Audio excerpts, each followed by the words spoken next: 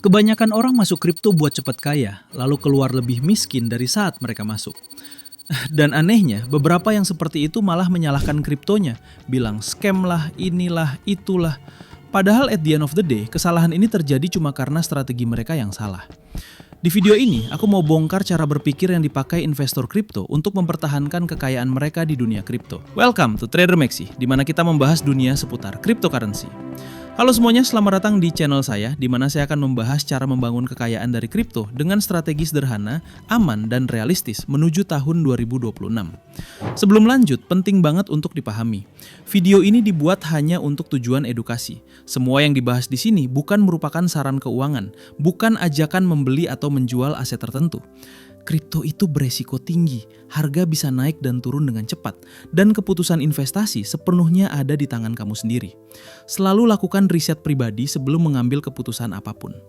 Di video ini, saya akan menjelaskan 5 strategi kripto paling sederhana yang bisa digunakan pemula untuk membangun kekayaan secara konsisten menuju 2026. So, siapkan diri kalian dan ini dia, 5 simple crypto strategies to build wealth into 2026. Kalau kamu perhatikan, kebanyakan orang gagal di kripto bukan karena mereka kurang pintar, tapi karena mereka terlalu ingin cepat. Mereka masuk tanpa rencana, mereka beli karena FOMO, mereka jual karena panik. Padahal, kripto itu bukan soal siapa yang paling cepat, tapi siapa yang paling lama bertahan. Strategi pertama yang harus kamu pahami adalah ini. Strategi 1. Stop jadi trader dadakan, mulai jadi investor konsisten. Salah satu kesalahan terbesar pemula adalah berpikir bahwa kripto itu harus selalu ditradingkan setiap hari. Bangun tidur, buka chart. Siang, buka chart. Malam, buka chart. Dan ujung-ujungnya, stres sendiri. Padahal, data menunjukkan bahwa mayoritas orang yang sering overtrading justru hasilnya lebih buruk dibanding orang yang jarang menyentuh asetnya. Investor konsisten itu beda cara mainnya.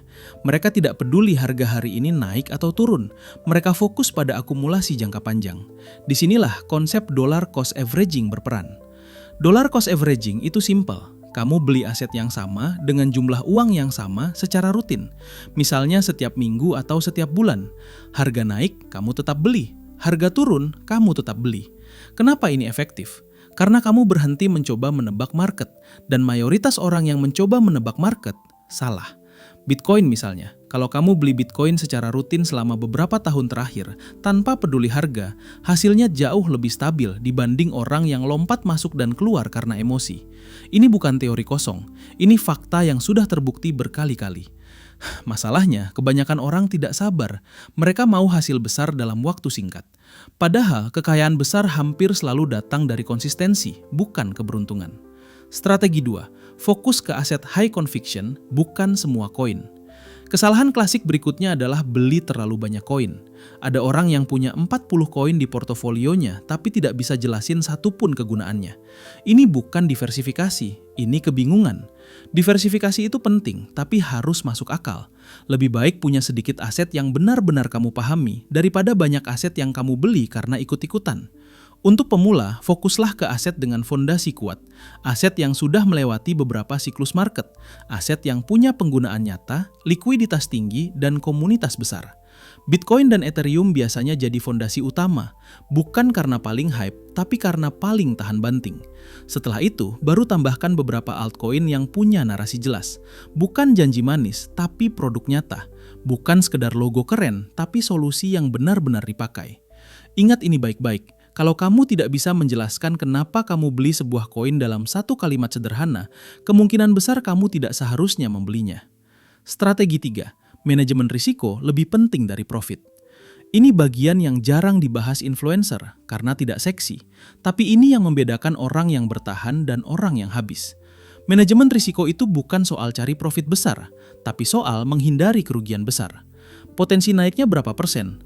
Padahal pertanyaan yang lebih penting adalah, kalau salah, aku rugi berapa? Jangan pernah taruh semua uang di satu aset, jangan pernah all in, dan jangan pernah pakai uang yang kamu butuhkan untuk hidup. Kripto itu volatil, hari ini hijau, besok merah. Kalau mental kamu tidak siap, market akan menghancurkanmu pelan-pelan.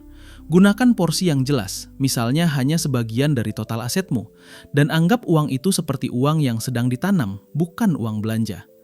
Orang yang sukses di kripto itu bukan yang paling berani, tapi yang paling disiplin. Strategi 4. Gunakan platform yang aman dan terpercaya. Ini terdengar sepele, tapi efeknya besar.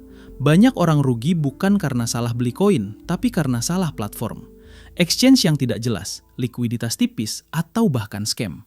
Gunakan exchange besar dan terpercaya, yang punya volume tinggi, sistem keamanan kuat, dan reputasi global. Salah satu contoh exchange yang sering digunakan secara global adalah Binance. Bukan karena endorse, tapi karena secara data, likuiditas, dan infrastrukturnya memang besar. Dengan platform yang aman, kamu bisa fokus ke strategi, bukan takut aset hilang. Ingat, profit itu penting, tapi keamanan lebih penting.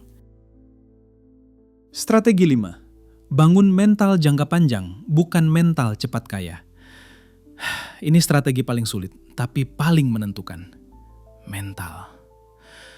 Kripto bukan sprint, ini maraton. Akan ada fase di mana market sepi, tidak ada yang bicara kripto, harga stagnan berbulan-bulan. Dan justru di fase itulah investor sejati dibentuk. Orang yang cuma ikut hype akan pergi, orang yang punya rencana akan tetap bertahan. Kalau kamu masuk kripto dengan ekspektasi cepat kaya, kamu sedang menyiapkan kekecewaan. Tapi kalau kamu masuk dengan mindset membangun aset jangka panjang, kamu memberi dirimu peluang. Kekayaan tidak dibangun dalam semalam, tapi keputusan kecil yang konsisten dilakukan berulang-ulang. Sekarang jujur ke diri sendiri. Masalah terbesar kamu di kripto itu bukan kurang informasi, tapi terlalu banyak informasi. Satu bilang buy, satu bilang sell, satu bilang tunggu. Dan akhirnya kamu tidak ngapa-ngapain. Atau lebih parah, salah langkah. Inilah tantangan terbesar investor modern. Bukan akses informasi, tapi menyaringnya.